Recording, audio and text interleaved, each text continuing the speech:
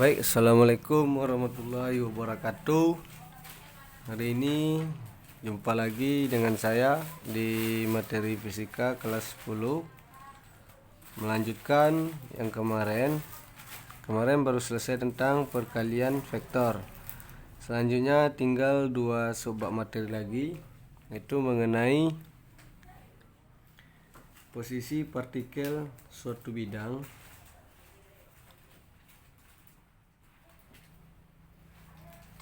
posisi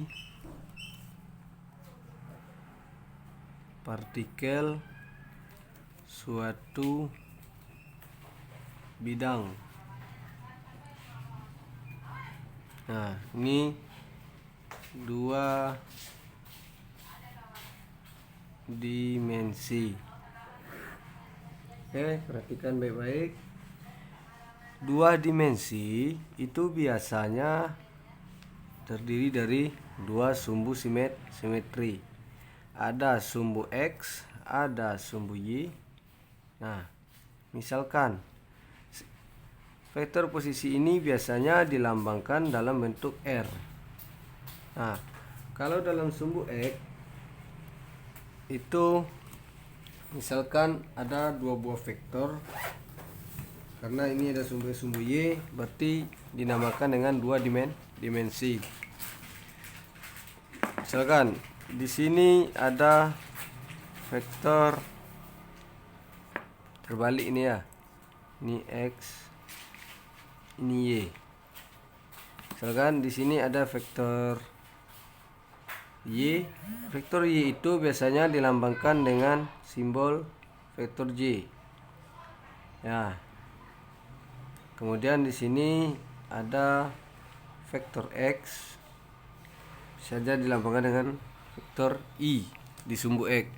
Nah, kalau kita gambarkan posisinya, posisi dari vektor kedua vektor ini merupakan resultannya. Ya. Ini sama halnya dengan metode jajar genjang. Kalau dia ini membentuk sudut, di sini dinamakan theta. Nah, jadi seperti itu. Kenapa dikatakan metodenya jajar genjang? Karena di sini masing-masing vektor sesuai dengan metode vektor kemarin. Kalau jajar genjang dia titik pangkalnya yang berhimpit. Nah, ini titik pangkalnya yang berhimpit. Jadi seperti itu. Maka untuk sumbu X, karena di X adalah vektor I, maka di sini X vektor I. Nah, karena itu adalah posisi, karena ini sini adalah resultan, ini resultannya ya, R kecil itu sama dengan XI tambah YJ. Jadi di sini XI ditambah Y vektor J. Nah, ini untuk vektor posisi. Ya. Ini untuk vektor posisi. Oke. Kita lanjutkan.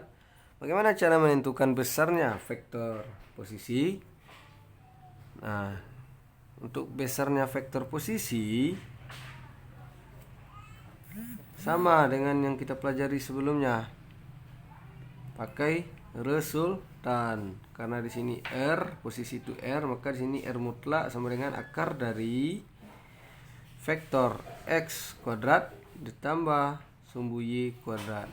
Itu besarnya. Kalau untuk arahnya, arah vektor sama juga. Tangen theta itu sama dengan sumbu Y per sumbu X. Atau theta saja, maka di sini dinamakan tangen inverse Y per X atau arcus tangen. Artinya apa maksudnya di sini? Cara membacanya, ya, misalkan dapatnya di sini 0. Saya contohkan. Ini saya contohkannya. Misalkan kalian dapatnya itu theta itu dapat tangennya itu inversnya adalah 0. Ya, dari pembagian Y dan X ini dapatnya 0. Maka artinya apa? Tangen berapa yang nilainya 0 derajat? Maka jawabannya adalah tangen 30 derajat. Jadi seperti itu untuk menghitung ini ya.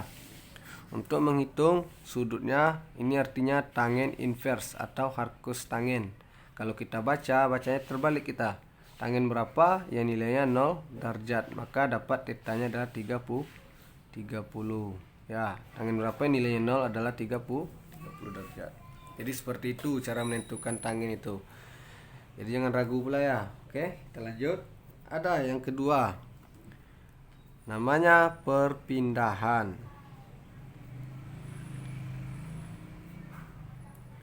Perpindahan atau delta R. Kenapa delta R? Secara definisinya perpindahan itu adalah perubahan posisi. Dari mana? Dari R2 atau dari R1 menuju R2. Nah, kalau perubahan posisi, maka delta itu artinya apa? Delta R itu yang terbesar dikurang yang terkecil. Maka delta R itu sama dengan R2 dikurang R1. Kalau kita gambarkan kurvanya gimana? Kalau dia 2 dimensi. Oke, perhatikan ini sumbu Y. Ini sumbu X. Ya. Misalkan ada 2 buah vektor. Misalkan ini ada dapatnya R1, posisi R1. Di sini dapat lagi posisi R2, maka di mana perubahannya? Ini yang dinamakan perubahan vektor. Ya, perubahannya dia menuju dari mana perpindahannya itu? Dari R1 menuju R2. Nah, maka di sini delta R itu sama dengan R2 dikurang R1. Jadi seperti itu ya. Makanya. Nah, itu untuk perpindahan. Lalu bagaimana dengan besarnya perpindahan? Sama. Besar perpindahan dapat dicari dengan apa? Delta R mutlak itu akar dari delta X kuadrat ditambah delta Y kuadrat. Artinya apa? Perubahan posisi terhadap X kuadrat ditambah perubahan posisi terhadap Y. Jadi seperti itu. Nah, jadi ini kalau kita apakan, kita jabarkan, ini lupa sedikit. Delta R itu bisa dijabarkan sebagai apa? Delta X vektor I ditambah delta Y vektor J. Ya. Nah, kalau seandainya ini adalah R2 R1, saya kasih contoh. Misalkan R2-nya itu delta X 2I tambah delta Y 2J. R1-nya itu delta X1I tambah delta Y1J. Nah, cara mengurangkan gimana? Maka untuk delta R totalnya kita kumpulkan R2 kurang R1. R2 nya yang mana? Delta X2 vektor I tambah delta Y2 vektor J kita kurung dikurang dengan delta X1 vektor I tambah delta Y1 vektor J. Nah, kita kelompokkan X sama X, Y sama Y. Maksudnya apa? X2 kurang X1 vektor I. Kemudian tambah Y2 kurang Y1 vektor J. Nah, jadi seperti itu dapatnya. Nanti saya kasih contoh soalnya sesuai kaidahnya biar nampak nanti. Nah, untuk arah perpindahan tetap delta R itu dapat dicari arahnya gimana? Theta sama dengan tangen dari delta Y per delta X, tangen inverse, sama dengan yang tadi. Oke, biar lebih paham kita coba contoh soal. Contoh soal. Kita ambil yang posisi dulu. Misalkan sebuah partikel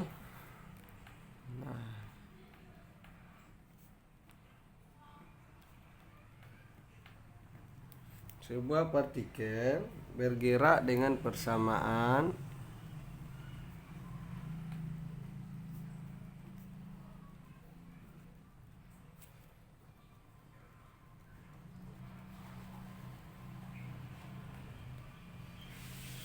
posisi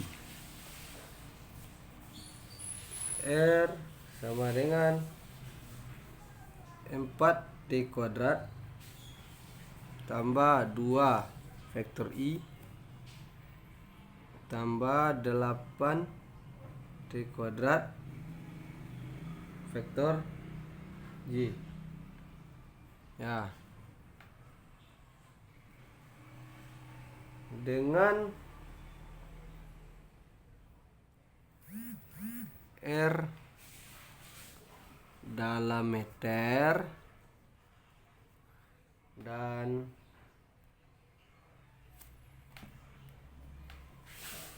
T dalam sekon,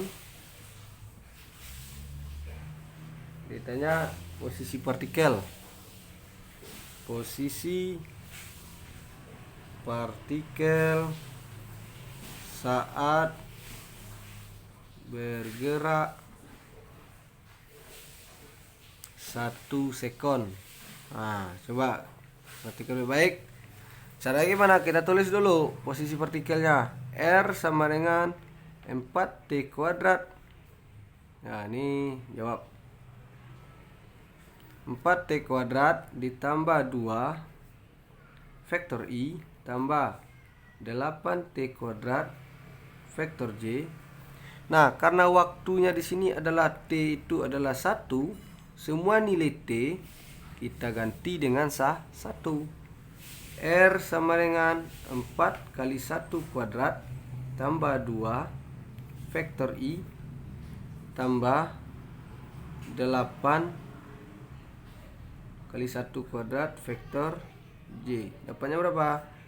4 tambah 2 6 I tambah 8 J. Nah, pertanyaannya besar posisi partikel. Nah, gimana cara mencarinya? Kalau besar posisi partikel, pakai resultan.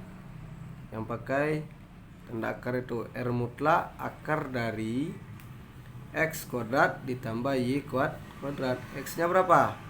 X-nya 6, Y-nya 8. Berarti di sini 6² ditambah 8². Akar dari 100 adalah 10 meter. Jadi besar posisi partikelnya adalah 10 meter. Jadi seperti itu untuk vektor posisi.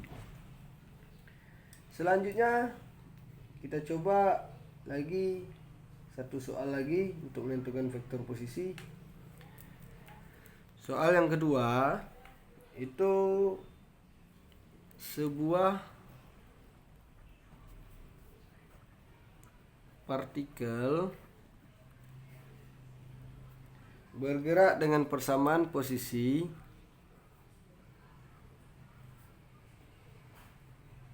dengan persamaan posisi R sama dengan 3 kali T I ditambah 4T J. Ya, pada saat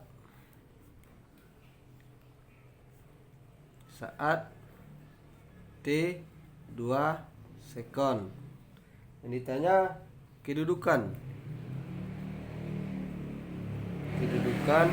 partikel. partikel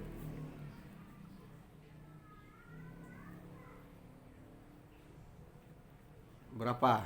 Nah, coba. Kalau kayak gini, berarti tinggal masukkan lagi nilai T-nya. 3, T-nya berapa? T-nya 2. 3 kali 2 vektor I tambah 4 kali 2 vektor J. Berapa? 6I tambah 8J. Nah, kalau kedudukan berarti dia dalam koordinat. Kalau ingat, kalau kedudukan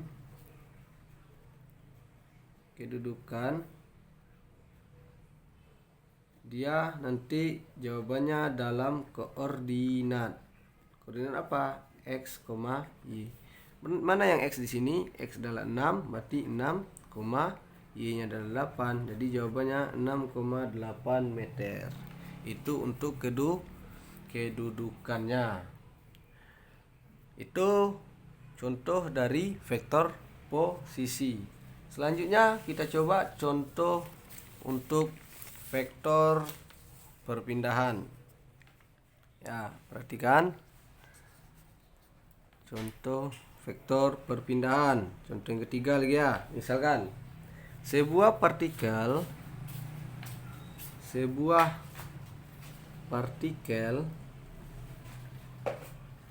bergerak dengan persamaan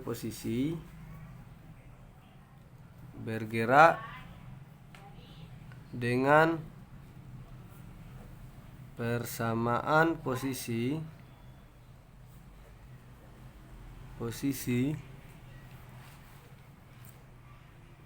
misalkan di sini R sama dengan 2T kuadrat ditambah 4T tambah 2 vektor I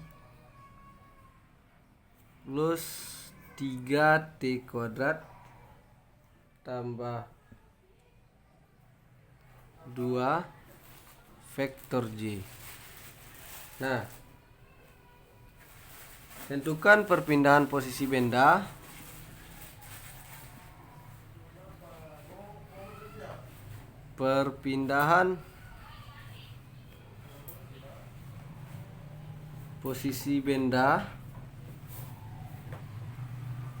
dalam selang waktu 0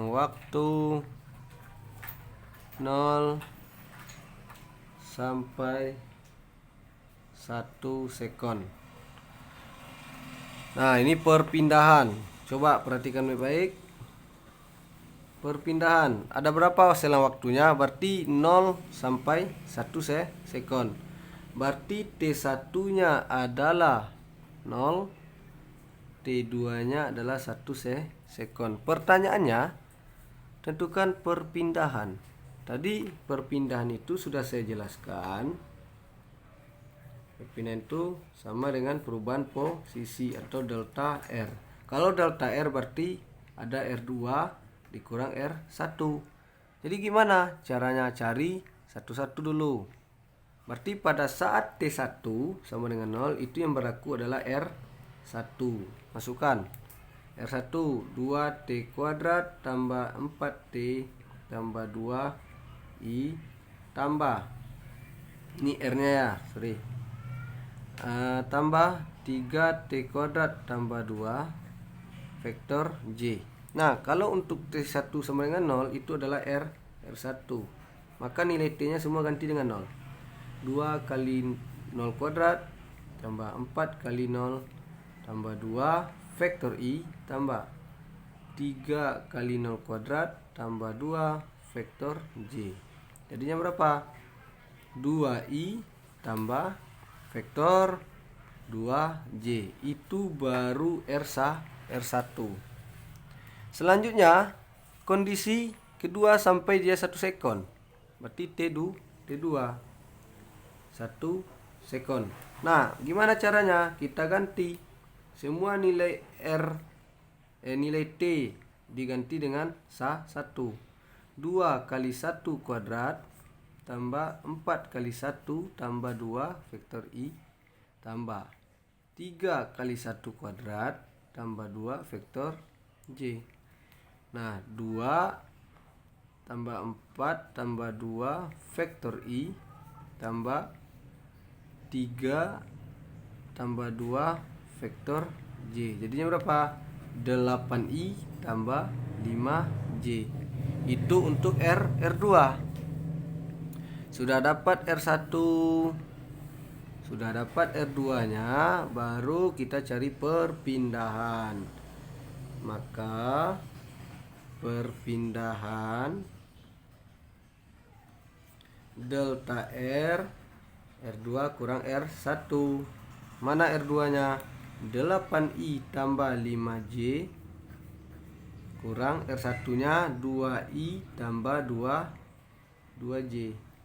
Nah, caranya gimana? Kita sama-samakan I dengan I dikurangnya J dengan J. Berarti 8 kurang 2 vektor I kurang tambah 5J kurang 5 kurang 2 vektor J. 6I tambah 3J. Ya, jadi jawabannya untuk perpindahannya adalah 6I. Posisi perpindahannya adalah 6I ditambah 3J. Atau kalau kita jadikan koordinat jadinya berapa? X, Y nya 6,3. Jadi seperti itu. Oke, itu untuk perpindahan. Kemudian nanti ada kecepatan. Selanjutnya